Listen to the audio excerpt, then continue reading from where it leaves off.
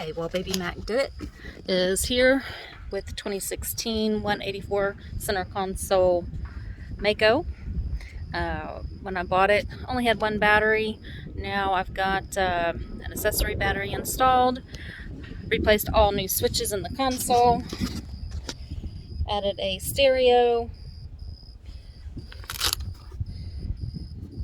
added some basic things, working on putting in solar panels for when out on the lake on the Bimini top. The solar panels can be attached and keep the batteries tendered while out on the lake.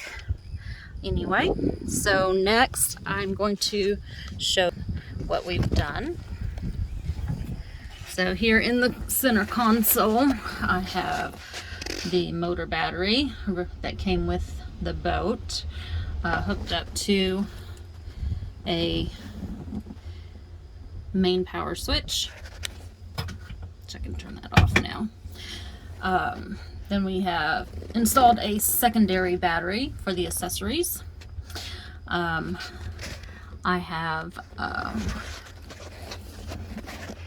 the back side of the stereo here. I've only installed 2 of the speakers, debating on putting in 2 additional speakers. We have 2 USB ports that I installed. Those run off of the accessory battery through a block for the accessory battery with fuses. Then we have the back of the control panel that I showed you.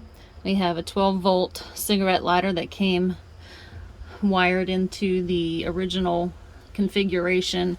We have all the switches. We have thermal breakers here. So what I have done is, from the accessory battery terminal block, I have a main power coming over here to power the thermal fuses, which are linked together all the way across. Oops, sorry. Thermal power comes into the first thermal switch and is daisy chained all the way over to the end. We have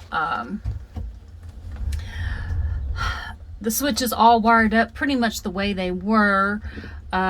Did find that the bilge pump actually has a separate power source, this brown wire that goes directly to the motor battery through a wiring harness. So that's continued in that configuration. I did go ahead and wire the main power that was feeding the panel from the motor battery over here to this particular switch, which runs the panel lights. It only works while the key is in the on position, so that's why I went ahead and left it hooked up solely to the motor battery, because it's only going to work when the motor's on anyway, or the switch is turned on. Furthermore,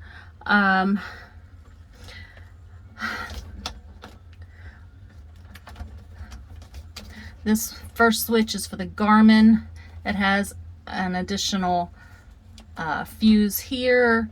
This second one is for the stereo. The stereo has to be hooked up, red wire out of the stereo to a switch. The yellow wire also has to be powered on. The yellow wire, the red wire here has to go through the power switch. The yellow wire has to be power on constant from the fuse panel for the stereo to work at all. Then one switch is not doing anything right now. It actually was a washdown pump, but this boat did not come with the washdown pump already installed. So right now it's just a empty switch, not doing anything. The bilge pump, like I said, it has power direct from the motor battery. And then we have the navigation lights and the horn. I have to fix all this back up here. The orange wire goes to the horns right here. So also from the terminal switch, you can see there I have radio labeled for the power going over to the radio connected to the yellow wire. I have 2 white wires that come out and go to the USB ports, and then the main power wire going up to the switch panel. Then, now that that is all done, I also installed a second terminal switch for the accessory battery. I haven't decided about putting this switch to the main motor battery onto that one yet.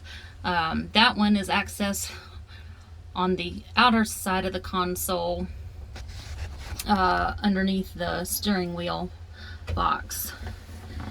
So I have a spot here by the horns that I will be putting in the solar panel controller right here, a charge controller. I have battery clamps to be able to hook it to batteries, both batteries. I can also isolate only to one battery just by unhooking it, or I can take them off here, uncover the wires and take them off there. Then I also have the cables that will go up to the solar panels that go onto the bimini top. So anyway, that is what I have worked on. I do have a set of wiring diagrams that I have made for the control panel switch, and that's about it. Have a good day.